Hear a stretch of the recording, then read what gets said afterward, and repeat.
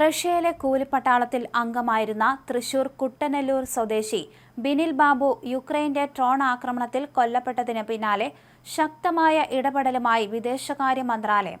Russian സൈന്യത്തിൽ കൂലിപ്പട്ടാളമായി ജോലി ചെയ്യുന്ന എല്ലാ ഇന്ത്യക്കാരെയും വിട്ടയക്കണമെന്നാണ് ഇന്ത്യ റഷ്യയോട് ആവശ്യപ്പെട്ടിരിക്കുന്നത്. 32കാരനായ ബിനിൽ ബാബുവിനൊപ്പം ഒരു ബന്ധുവിന് കൂടി ഡ്രോൺ ആക്രമണത്തിൽ പരിക്കേറ്റിരുന്നു. ഗുരുതര പരിക്കുകളേറ്റ ഇയാൾ ചികിത്സയിലാണെന്നാണ് കിട്ടിയ വിവരം. റഷ്യൻ സേനയിൽ റിക്രൂട്ട് ചെയ്ത മലയാളിയുടെ ദൗർഭാഗ്യകരമായ മരണത്തെക്കുറിച്ച് വിവരം കിട്ടി. ഗുരുതരമായി പരിക്കേറ്റ മറ്റൊരാൾ മോസ്കോയിലെ ആശുപത്രിയിൽ ചികിത്സയിലാണ്. മരണപ്പെട്ട തൃശൂർ സ്വദേശിയുടെ കുടുംബത്തെ അനുശോചനം അറിയിക്കട്ടെ. മൃതദേഹം എത്രയും വേഗം ഇന്ത്യയിൽ എത്തിക്കാൻ റഷ്യയുമായി സംസാരിച്ചുകൊണ്ടിരിക്കുകയാണ്. പരിക്കേറ്റ ആളെയും എത്രയും വേഗം ഇന്ത്യയിലേക്ക് മടക്കി അയക്കണമെന്ന് ആവശ്യപ്പെട്ടു. വിദേശകാര്യ വക്താവ് രൺധീർ ജയ്സ്വാൾ അറിയിച്ചു.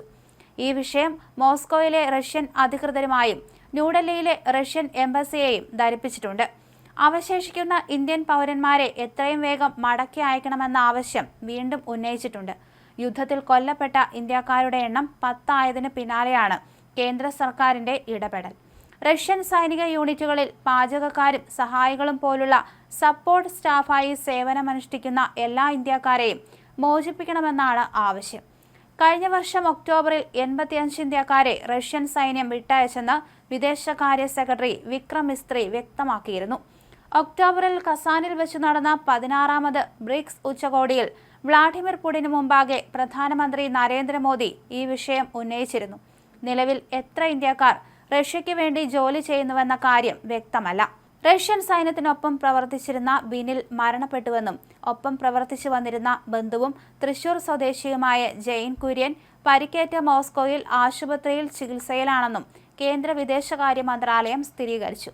രൺധീർ ജയ്സ്വാളാണ് സാമൂഹിക മാധ്യമത്തിലൂടെ ഈ വിവരം സ്ഥിരീകരിച്ചത്. ഷെല്ലാക്രമണത്തിൽ ബിനിൽ കൊല്ലപ്പെടുകയും ഒപ്പമുണ്ടായിരുന്ന ബന്ധു ജെയിൻ കുര്യന് പരിക്കേൽക്കുകയും ചെയ്തതായി ചൊവ്വാഴ്ച വാർത്ത പുറത്തു വന്നിരുന്നു.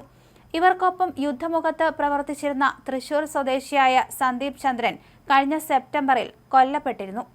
റഷ്യൻ ആർമിയിൽ ജോലിക്ക് റിക്രൂട്ട് ചെയ്യപ്പെട്ട കേരളത്തിൽ നിന്നുള്ള ഒരു ഇന്ത്യൻ പൗരന്റെ ദൗർഭാഗ്യകരമായ മരണത്തെക്കുറിച്ച് അറിഞ്ഞു. സമാനമായി റിക്രൂട്ട് ചെയ്യപ്പെട്ട കേരളത്തിൽ നിന്നുള്ള മറ്റൊരു ഇന്ത്യൻ പൗരൻ പരിക്കേറ്റ മോസ്കോയിലെ ആശുപത്രിയിൽ ചികിത്സയിലാണ്. മരിച്ചയാളുടെ കുടുംബത്തെ അഗാധമായ അനുശോചനം അറിയിക്കുന്നു.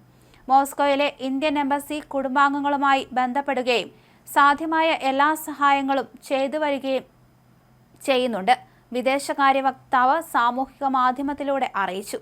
അതേസമയം മുഖ്യമന്ത്രി പിണറായി വിജയന്റെ നിർദ്ദേശാനുസരണം ബിനിലിന്റെ മൃതദേഹം വേഗം നാട്ടിലെത്തിക്കുന്നതിനുള്ള സത്വര നടപടികൾ വിദേശകാര്യ മന്ത്രാലയവും ഇന്ത്യൻ എംബസിയുമായും ബന്ധപ്പെട്ട് സ്വീകരിച്ചു വരികയാണെന്ന് Norka Roots chief executive officer Ajith Kolassery അറിയിച്ചു.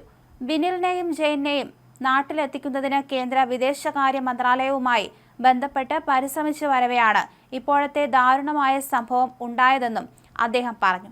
അതേസമയം ഇന്ത്യയിൽ നിന്ന് നിരവധി ആളുകളാണ് ഇത്തരത്തിൽ സൈന്യത്തിൽ ചേർക്കാൻ വേണ്ടി റഷ്യൻ പ്രവർത്തകർ കൊണ്ടുപോയിരിക്കുന്നത്. അവരിൽ പലരും ഇത്തരത്തിൽ അപകടത്തിൽ പെടുന്ന ഒരവസ്ഥയാണ്.